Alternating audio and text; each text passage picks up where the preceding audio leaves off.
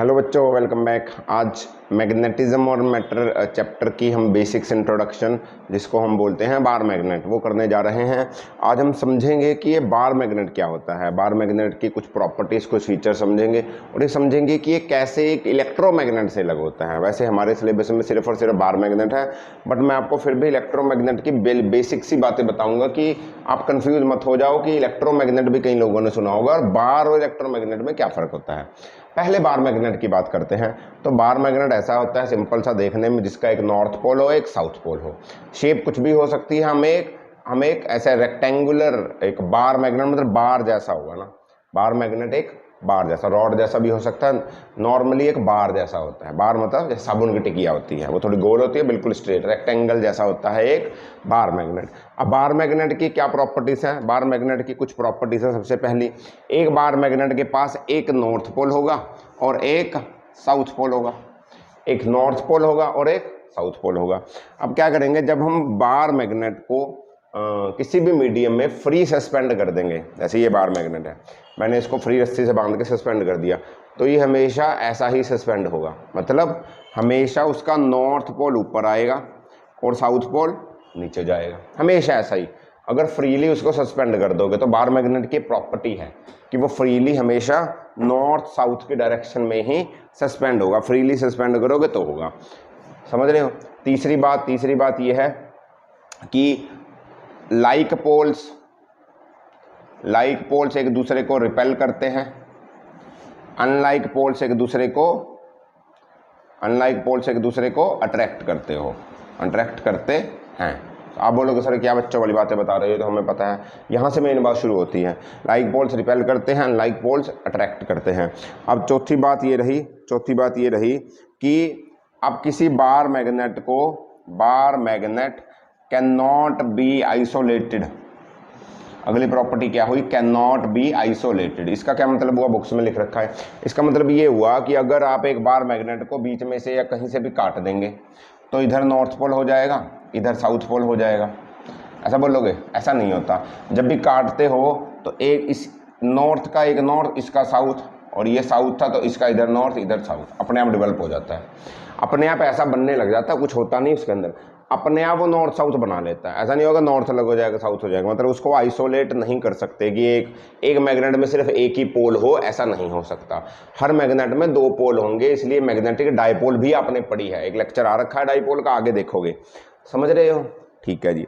उसके बाद अगली बात आती है कि जो बार मैग्नेट होता है वो क्या बोलते हैं उसको?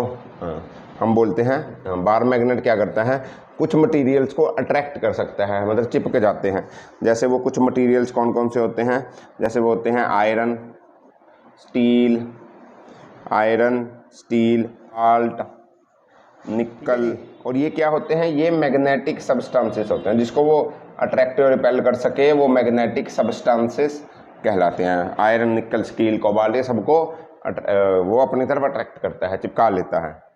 सही है? एक इंपॉर्टेंट बात, और 1 2 3 4 5 छठा पॉइंट क्या होता है? छठा पॉइंट ये रहता है, जब भी आप बार मैग्नेट के पास कुछ मैग्नेटिक सब्सटेंस लाओगे, जैसे कि आयरन, तो वो अपनी मैग्नेटिक प्रॉपर्टी आयरन को भी दे देगा। मतलब आयरन भी मैग्नेट की तरह बिहेव करने लग जाता है। तो इस प्रॉपर्टी को बोलते हैं मैग्नेटिज्म। इसको बोलते हैं क्या? मैग्नेटिज्म। देखो, मैंने बार मैग्नेट का लोहा लगा के रखा है। अब बचपन में किया होगा ना सब लोगों ने, एक मैग्नेट के पास लोहा चिपका देते, थोड़े दिन में वो भी मैग्नेट की तरह काम करता था। इस प्रॉपर्टी को बोलते थे इंड्यूस्ड मैग्नेटिज्म, कि उसमें भी मैग्नेटिक प्रॉपर्टी इंड्यूस कर दी गई है। ये बार मैग्नेट ऐसा कर सकता है। ओके, क्लियर है? पक्का? ठीक है जी। अगली बात जो है वो इम्पोर्टेंट है, फॉर्मूला पॉइंट ऑफ व्यू से भी और समझने के पॉइंट ऑफ व्यू से भी। तो ये बोलता है कि जो बार मैग्नेट है ना, 1 मिनट पहले रब कर दो, कि जो बार मैग्नेट है वो कितना फोर्स ऑफ अट्रैक्शन या रिपल्शन पैदा कर सकता है। अब इसके लिए समझो, जब भी बार मैग्नेट होता है तो उसकी पोल स्ट्रेंथ होती है, उसकी हमेशा पोल स्ट्रेंथ होती है। एक की m छोटा, दूसरे की m, और हमेशा बार मैग्नेट की लेंथ को हम 2L मानते हैं। तो ये दो पोल बने, तो इसका मैग्नेटिक डायपोल होता है, जिसको हम कैपिटल M बोलते हैं। मैग्नेटिक डायपोल, ये भी लेक्चर है, कर भी रखा है। मैग्नेटिक डायपोल होता है M × 2L। जैसे इलेक्ट्रिक डायपोल क्या होता था, एक नेगेटिव चार्ज एक पॉजिटिव चार्ज, इसमें चार्ज तो नहीं है, इसमें पोल स्ट्रेंथ है, where M is pole strength, इधर वाले की भी एम उधर वाले की भी एम, या माइनस प्लस भी ले सकते हो, कोई दिक्कत वाली बात नहीं है, एक माइनस एक प्लस, सही है। तो पोल स्ट्रेंथ एम होती है उनके मैग्नेटिक क्या ये बार मैग्नेट की टोटल लेंथ 12, तो इसकी मैग्नेटिक डायपोल होगी जैसे इलेक्ट्रिक, उसकी चार्ज इसकी इलेक्ट्रिक डायपोल होती थी क्योंकि वो चार्ज होता तो वो होता था Q इंटू 12, यहाँ पर Q चार्ज नहीं है तो M इंटू 2L।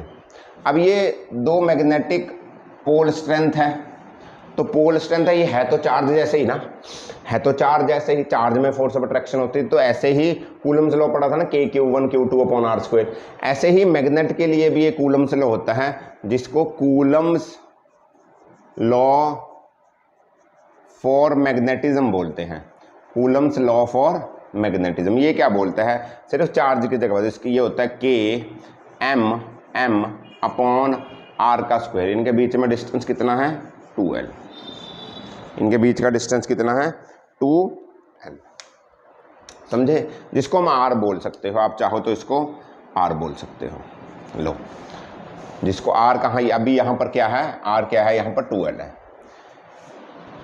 अरे यार उसके लिए क्या होता था, यही होता था ना K(Q1 Q2 upon R², Q1 Q2 की जगह हम पोल स्ट्रेंथ रख दी। अब यहाँ से ना हमें इस पोल स्ट्रेंथ की डेफिनेशन मिलती है हमें, जैसे अपने इलेक्ट्रिक फील्ड में इस फॉर्मूला से चार्ज की डेफिनेशन बताई थी, ऐसे मैं यहाँ पोल स्ट्रेंथ की डेफिनेशन बताऊंगा। देखो पोल स्ट्रेंथ जो होती है उसकी यूनिट होती है, पोल स्ट्रेंथ की, इसकी यूनिट बता रहा हूँ, ये होती है एम्पियर मीटर। क्या होती है पोल स्ट्रेंथ की यूनिट, एम्पियर मीटर। अब एक बात देखो, अगर मैं बोलूँ कि K तो पता ना μ0/4 होता है, K की वैल्यू 10⁻⁻7 होती है, सही है, तो इसकी वैल्यू 10⁻⁻7 रखो, ओके, इंटू वेबर एम्पियर पर मीटर स्क्वायर, वेबर पर एम्पियर पर मीटर स्क्वायर ऐसे रखते हैं ना। और अगर मैं बोलूँ कि ये दोनों जो पोल स्ट्रेंथ है ये 1 एम्पियर मीटर है, M क्या है, दोनों 1 एम्पियर मीटर है, दूसरा M भी कितना है 1 एम्पियर मीटर, तो इसको 1 और 1 रख दो, और दोनों पोल स्ट्रेंथ के बीच में डिस्टेंस है जो 1 मीटर है, तो 1 का स्क्वायर, तो फोर्स कितना आएगा भाई और बहनों, फोर्स आएगा 10⁻7 न्यूटन, सारा कुछ तो एक ही हो गया, तो फोर्स कितना आया 10⁻7 न्यूटन। तो यहाँ से पोल स्ट्रेंथ की डेफिनेशन क्या बनी वो लिखो, यहाँ से जो पोल स्ट्रेंथ की डेफिनेशन बनी है वो समझाने की कोशिश करता हूँ, लिख लो, समझ में आ गई तो ठीक है, नहीं दोबारा बता दूंगा। पहले तो लिखो, पहले तो क्या लिखोगे, आप लिखोगे कि pole strength of a magnet is said to be 1 ampere metre. किसी मैग्नेट की पोल स्ट्रेंथ 1 एम्पियर मीटर होगी जब when it repels an equal and similar pole with the force of 10⁻⁻7 Newton. जब वो एक होगी, जब वो इक्वल और सिमिलर पोल को, इक्वल इक्वल और सिमिलर एक जैसे पोल को रिपेल करेगा इतने फोर्स से, तो m की वैल्यू 1 एम्पियर मीटर आएगी। तो ये 1 पोल स्ट्रेंथ की डेफिनेशन होती है। इंपॉर्टेंट है, याद रखना, इंपॉर्टेंट है, याद रखना, कोई दिक्कत वाली बात नहीं, समझ रहे हो। तो ये कुछ बातें हैं बार मैग्नेट की। और बार मैग्नेट की एक और खासियत है, आप नीचे फोटो में देख रहे होंगे कि जब भी बार मैग्नेट के आसपास आप आयरन फिलिंग्स बिछा दोगे तो वो उसको ऑटोमेटिकली उसकी मैग्नेटिक फील्ड लाइंस की डायरेक्शन में अलाइन कर लेती है। देख रहे होंगे आयरन फिलिंग्स कैसे बैठी है।